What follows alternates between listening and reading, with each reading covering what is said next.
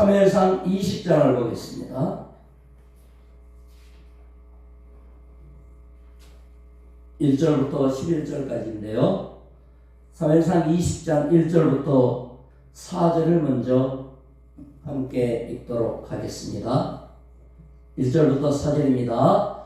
다윗이 라마 나요곳에서 도망하여 요나단에게 이르되 내가 무엇을 하였으며 내 죄악이 무엇이며 내 아버지 앞에서 내 죄가 무엇이기에 그가 내 생명을 찾느냐.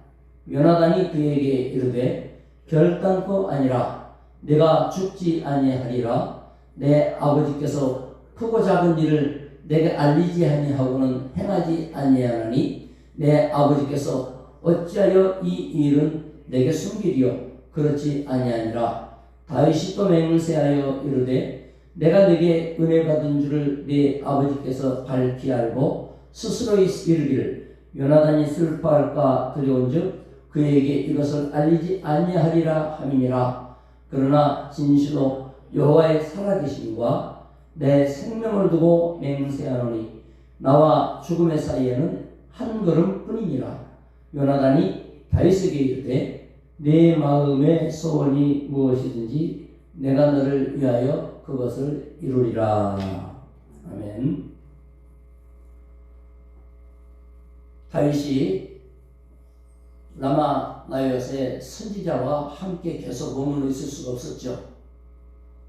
지금 이미 사울이 알고 잡으러 사람을 몇 분 보내고 와서 성령 충만함으로 보호를 받기는 했지만 그 자리에 계속 있을 수 없다는 판단은 당연히 하죠. 도망갔어요. 그리고 이제 친구 요나단을 만납니다.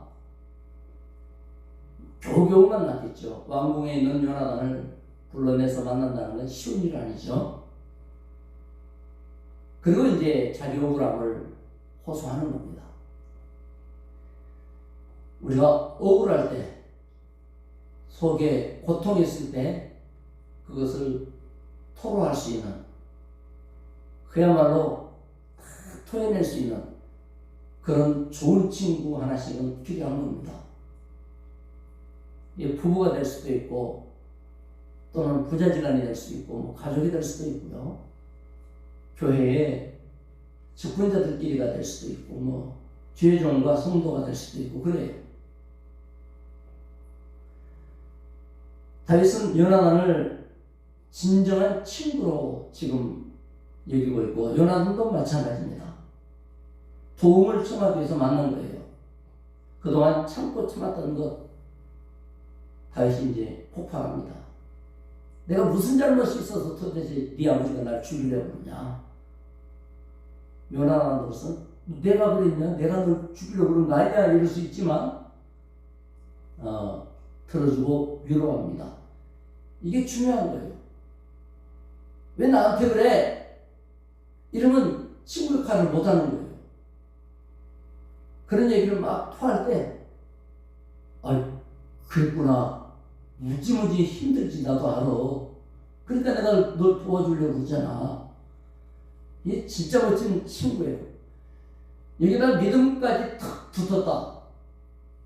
하나님의 역사하면서 도우시겠죠. 둘은 그런 사이예요. 다윗이 정말 어려웠을 때 요나단은 피난처 같은 친구가 이렇게 있었어요. 다윗에게는 피난처예요. 다윗이 이제 그렇게 하니까 내가 우리 아버지 다 안다. 우리 아버지는 나하고 뭐든지 의논하고 또는 말하지 않고는 국가를 경영하지 않으신다. 네 일도 마찬가지다. 다윗이 펄쩍 뛰면서 너하고 나 사이를 아는데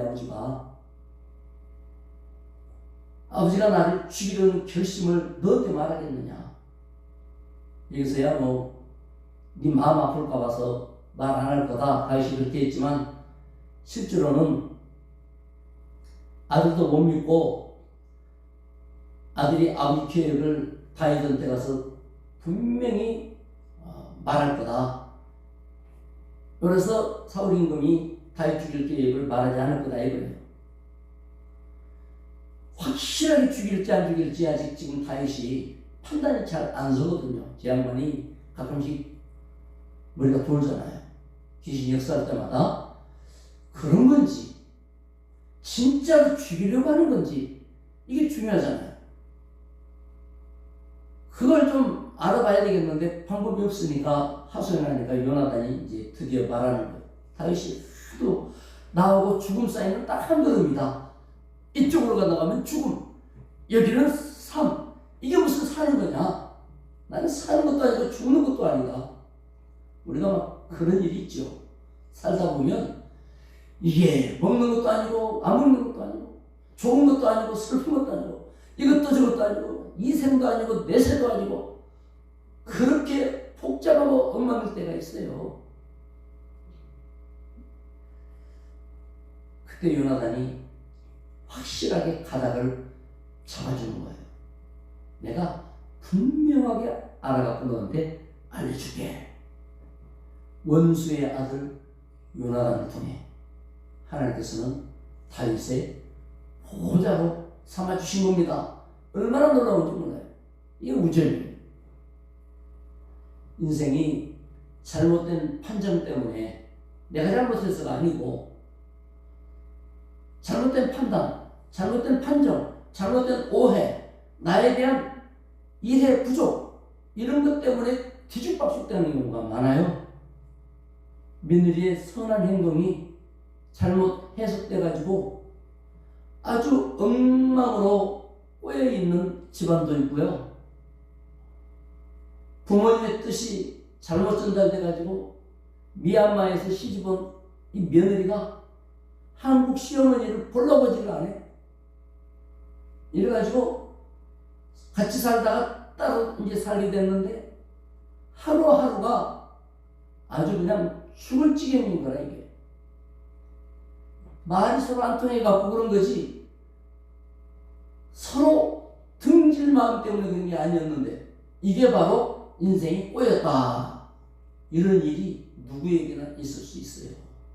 근데 그걸 꼬인 걸로 생각하지 않고 오해한 대로 잘못 판단한 대로 그 판정을 해버린 거예요.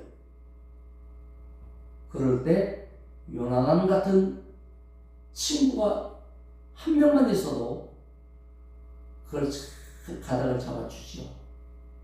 여러분이 그 같은 친구 되시길 바랍니다. 또한 예수님은 우리에게 그런 친구가 되시죠. 위에 계신 나의 친구. 그야말로 내 편이신 우리 예수님. 원수의 아들을 통해서도 보호자가 되게 하신 하나님께서는 하물며 나를 위해 죽어주신 십자가 예수를 통하여는 더욱 보호하실 줄로 믿습니다. 자, 5절부터 이제 11절까지 한번 읽어보겠습니다. 시작. 다윗이 요나단에게 이르되 내일은 초하루인즉 내가 마땅히 왕을 모시고 앉아 식사를 하여야 할 것이나 나를 보내어 셋째 날 저녁까지 들에 숨게 하고 내 아버지께서 만일 나에 대하여 자세히 묻거든 그때 너는 말하기를 다윗이 자기 성읍 베들레헴으로 급히 가기를 내게 허락하라 간청하였사오니 이는 온 가족을 위하여 거기서 매년제를 드릴 때가 되리니이다 하라. 그의 말이 좋다 하면 내 종이 평안하려니와 만일 노하면 나를 해하려고 결심한 줄을 알지니 그런즉 바라건대 내 종에게 인자하게 행하라. 네가 내 종에게 여호와 앞에서 너와 맹약하게 하였음이니라. 그러나 내게 죄악이 있으면 네가 친히 나를 죽이라. 나를 네 아버지에게로 데려갈 이유가 무엇이냐 하니라. 요나단이 이르되 이 일이 결코 내게 일어나지 아니하리라. 내 아버지께서 너를 해치려 확실히 결심한 줄 알면 내가 내게 와서 그것을 내게 이르지 아니하겠느냐 하니 다윗이 요나단에게 이르되 내 아버지께서 혹 엄하게 내게 대답하면 누가 그것을 내게 알리겠느냐 하더라. 요나단이 다윗에게 이르되 오라 우리가 들로 가자 하고 두 사람이 들로 가니라. 아멘. 이제 다윗이 부탁을 하죠. 다윗은 사울의 공격에서 피할 수가 없어요. 어떻게 임금이 잡으려는데 도망을 갈 수 있습니까? 그래서 이제 적극적으로 방어하고 대응하려고 마음을 먹습니다.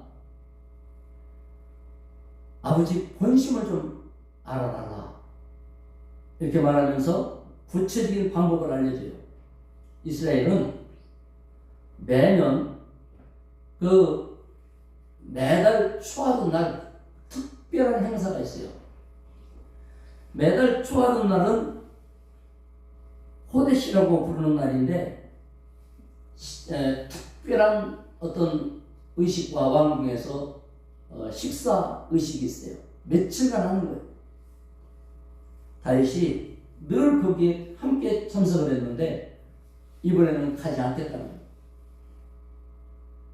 내가 3일 동안 참석하지 않으면 왕이 이놈이 참석한 기회에 이번 기회에 저놈을 죽여야지 결심을 하고 있었는데 다윗이 눈에 안 보이면 틀림없이 말이 나올 거다 이거예요.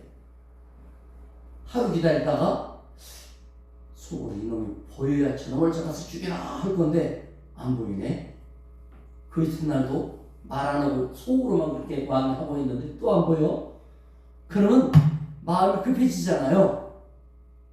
다윗은 어떻게 되느냐? 틀림없이 물을 거고 그때는 대답을 이렇게 해라. 다윗이 가족 모임이 있어가지고 가족 예배에 참석하느라고 그랬다. 그거 큰 핑계가 아니에요. 다윗이 생각해도 큰 핑계가 아니고 요나단이 말해도 큰 핑계가 아니고 왕이 생각해도 큰 핑계가 아닌 거예요. 그것 갖고 왕의 자리에 왕과 함께 할 자리를 빠진다고? 그럼 말이 안 되죠. 그렇지 않습니까?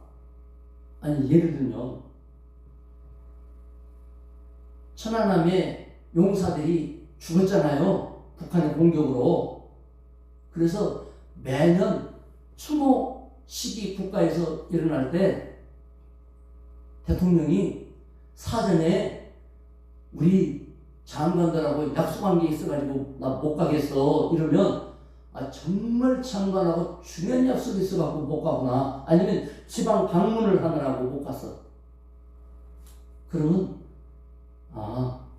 북한을 방어하는 것을 중요하게 하는 것보다도 지방 가는 것이 더 중요하구나. 지금 그런데 북한에서는 막 들썩들썩 하고 있다고 칩시다. 온 백성이 다 알겠죠 그거. 북한은 신경 안 쓰고 핑계대고 안 가구나. 그런 거 바로 한단 말이에요. 어디에 가느냐, 누구에게 가느냐, 언제 가느냐, 뭐 때문에 가느냐. 이것만 알면 다 말 안 해도 알게 되잖아요. 한 번만 참석을 안 해도 왜 안 하는지 짐작하잖아요. 약속을 그렇게 한 겁니다.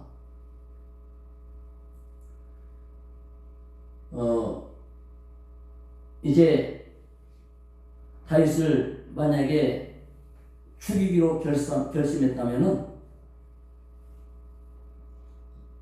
요나단이 내가 꼭 알려줄게 이렇게 얘기를 합니다. 다윗이 말합니다.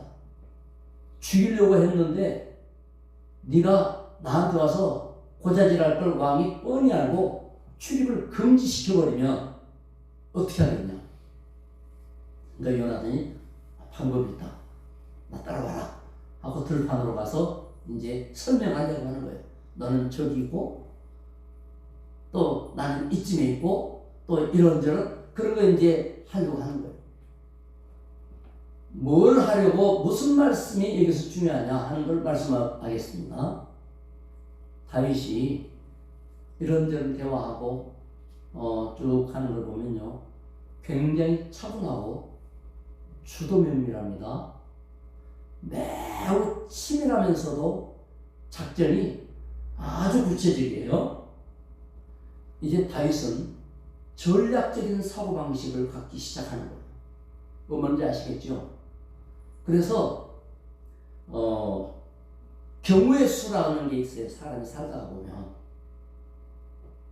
내가 가다가 돌풀이에 넘어지면 이렇게 하고, 돌풀이에 넘어지지 않는데 만약에 거기에서 짐승이 튀어나오면 이렇게 하고, 또 그것도 아닌데 나뭇가지가 위에서 큰 게 떨어질 때는 이렇게 하고, 미리 준비하고 대비하는 것을 경우의 수를 따진다고 그래요. 어떤 일을 하려고 하면 이런 일도 벌어질 것 같고 저런 일도 벌어질 것 같죠.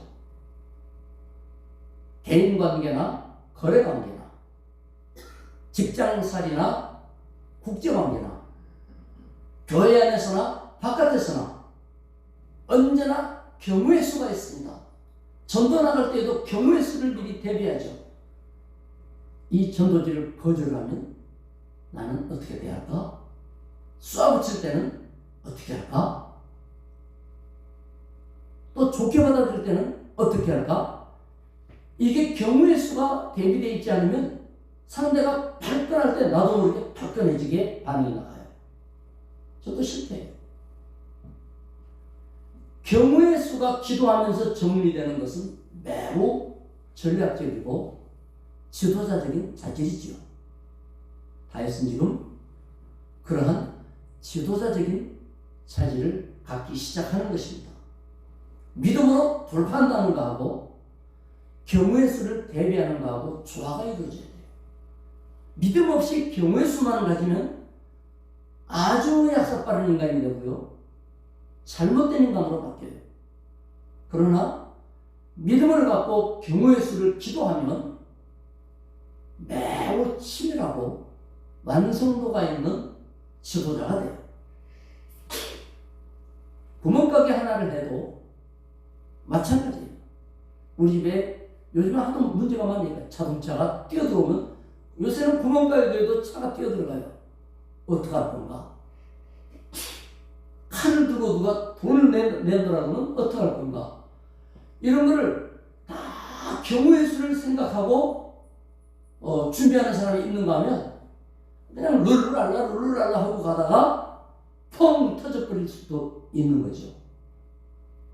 거기에다가 믿음까지 있으면 그런 일이 벌어질 때에도 당황하지 않고 용기 있게 지혜롭게. 다윗은 지금 위기를 통해서 그야말로 믿음 플러스 결단력 플러스 섬세하고 세밀한 전략, 이와 같은 왕으로서의 자질을 키워나가는 과정입니다.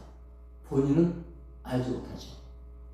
하나님이 이끌고 계시는 과정이고 우리는 성경을 통해서 갈과 닦여져가는 모습을 볼 수 있는 겁니다. 시련이 왔을 때, 연단이 왔을 때 우리는 기억해야 됩니다. 시련과 연단을 제대로, 시련에서 연단을 바로 하면 그 사람은 전략가가 되고 훌륭한 믿음의 사람으로 빛나게 됩니다. 갈고 닦아요. 그래서 멋진 사람이 되지만 사단에게 붙들려버리면 약삭빠른 인간으로 이기적인 사람으로 자기 안위만을 쳐다보고 이렇게 정당성보다는 이기심으로 빠지고, 그리고 그야말로 진실성보다는 약삭빠름으로 빠지고 하나님 앞에 기회주의자가 되어버린다면 성령님들을 받지 못하고 마는 거예요. 다윗은 지금 바른 연단을 하고 있는 중이죠. 그 과정은 힘들고 어려웠습니다만은 그런 가운데 별의별 생각이 다 들죠. 그 별의별 생각이 전략가로 성장을 하느냐, 이기적이고 약삭빠르게 바뀌느냐로 지금 결정이 나는 거예요. 여러분에게 있는 수없이 많은 일들과 고통들을 통하여서 하나님 여러분을 멋지고 순수한 금으로 빚어낼 것이냐, 아니면 우상의 이 송아지로 만들어질 것이냐, 그런 과정이 있기 때문에 절대로 마귀에게 넘어가지 맙시다. 오직 주님 바라보고 하나님의 인도하심을 따라서 승리하는 여러분 되시기를 주의 이름으로 축원합니다. 기도하시는 동안에 축복의 안수기도를 할 것입니다. 259장 한 장을 1절만 하고 기도하도록 하겠습니다. 259장입니다.